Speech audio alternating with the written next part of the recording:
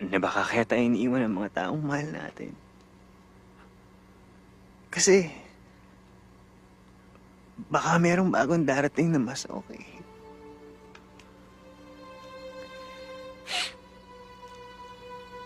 Na mas mamahalin tayo.